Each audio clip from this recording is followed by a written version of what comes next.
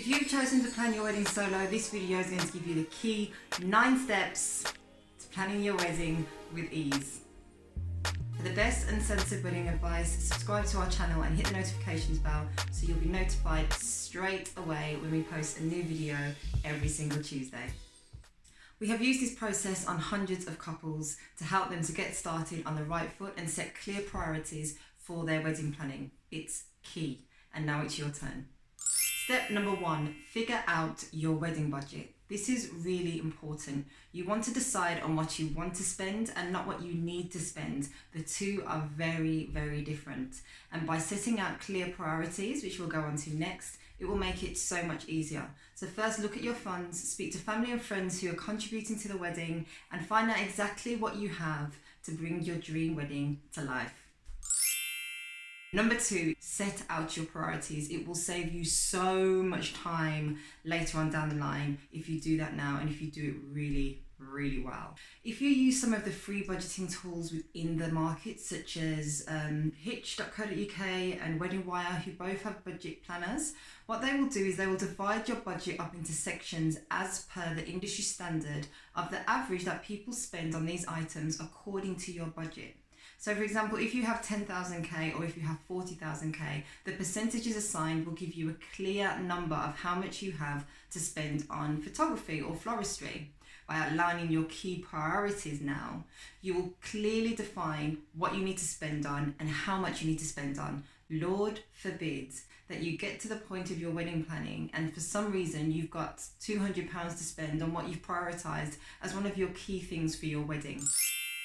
Step number 3, compile a guest list. It's really important because together you need to understand how your guest list is going to impact on your priorities and your budget. So when you're sitting down and deciding on your guest list, think about the cost of having a larger wedding.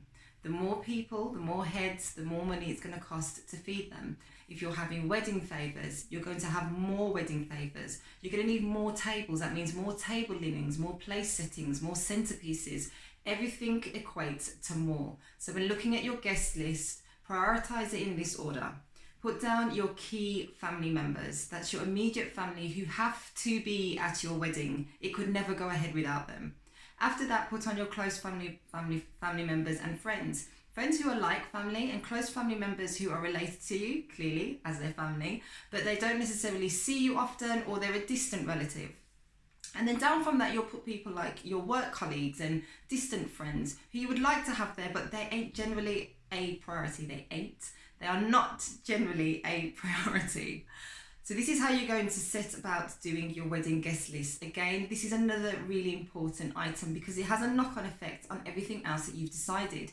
And so now that you've outlined your budget and your key priorities, outlining your wedding guests and who you want at your wedding with regards to those things will be much easier.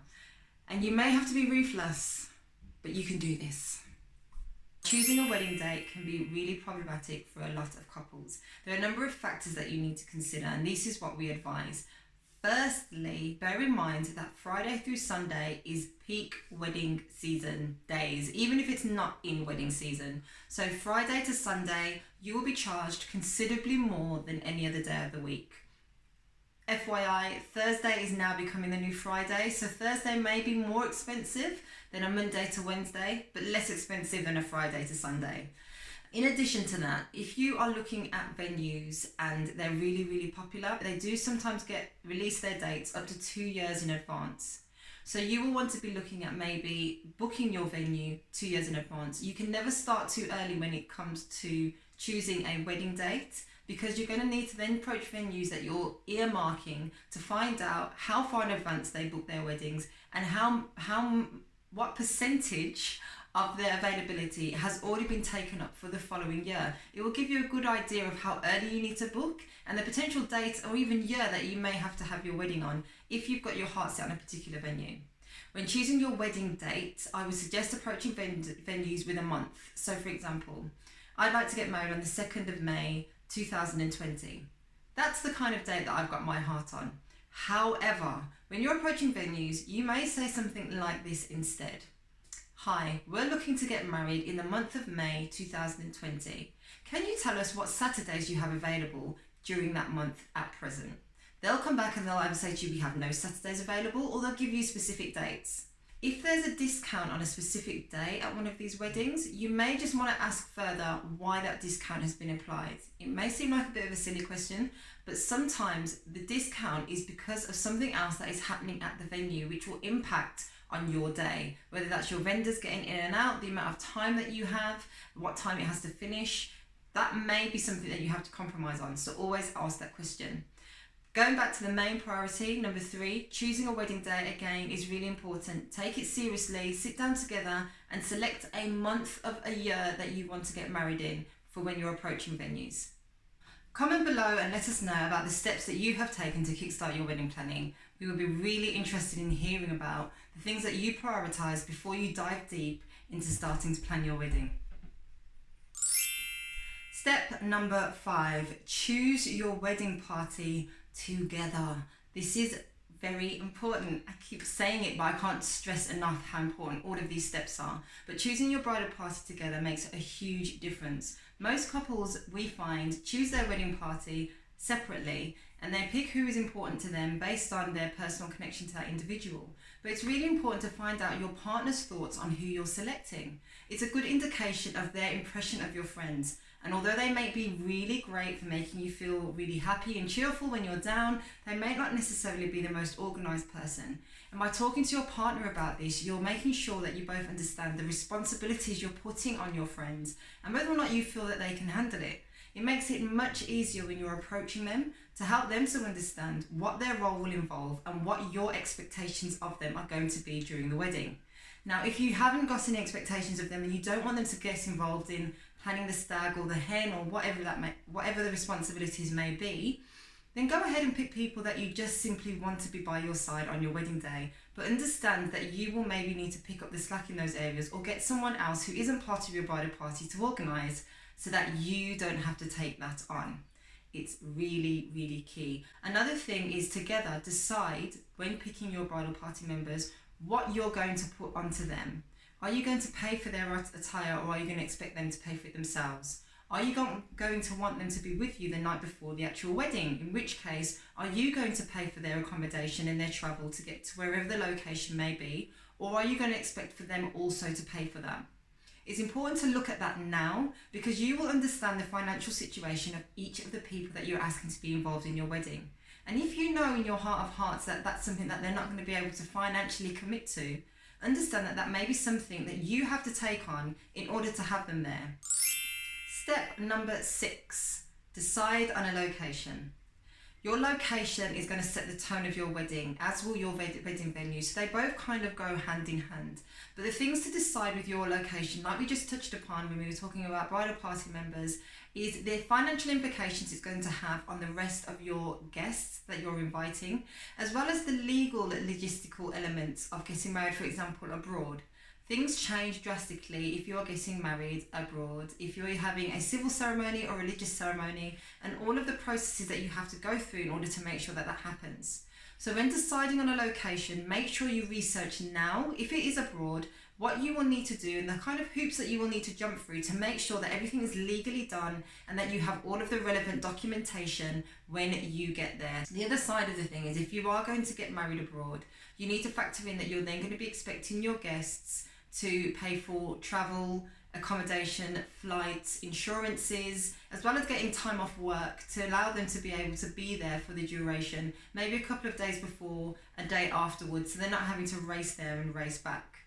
If you know that your wedding guests or your wedding party aren't going to all be able to afford that, it may be that you will have to factor into having some of your budget assigned to paying for key number 1 priority guests to get to that location.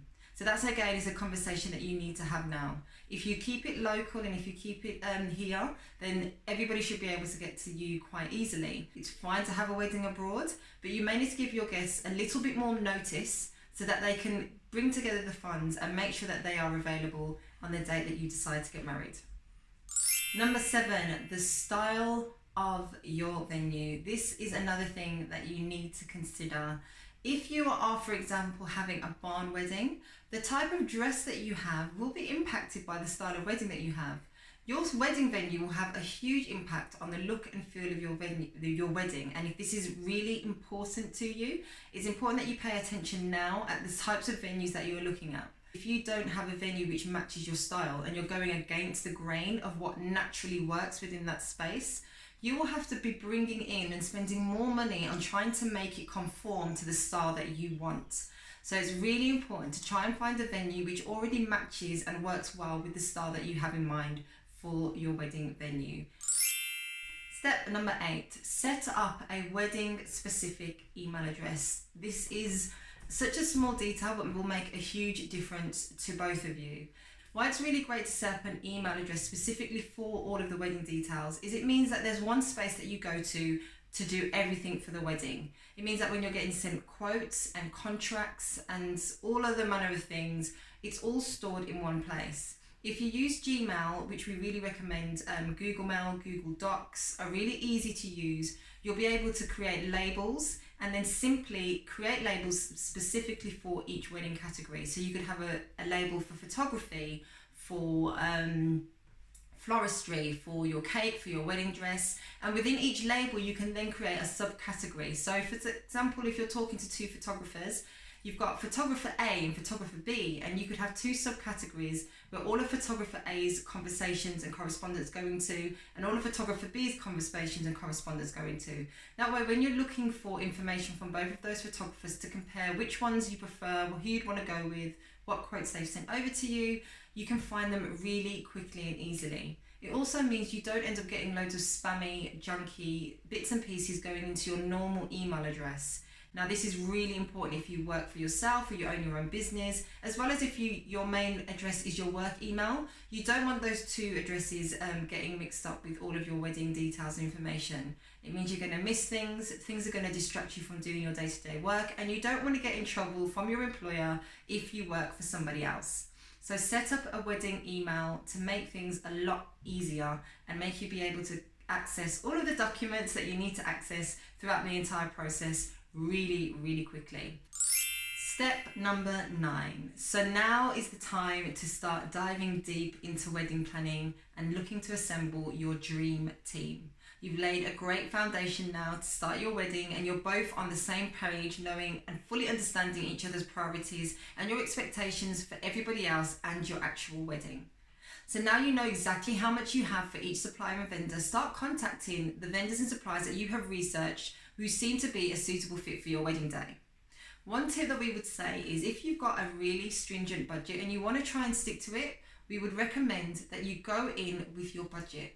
A lot of the time, I feel couples don't want to share their wedding budget with suppliers and vendors because they fear that, oh, they're going to charge me exactly that amount, or they're going to charge me more, or maybe they're cheaper than that and I don't want to show all of my cards. But being completely transparent with your wedding vendors and suppliers will allow you to negotiate a better deal in the initial stages. So there you have it, our 9 key priorities for setting great foundations for your wedding planning before you even start your first Google search.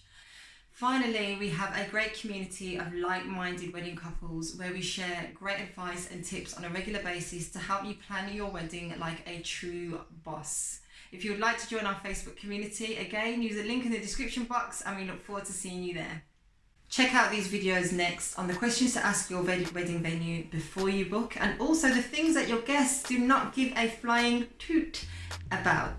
Don't forget to hit the like button if you like this video, as well as subscribe so you'll be the first to know about videos that we upload, and share it with friends who are also on their wedding planning journey.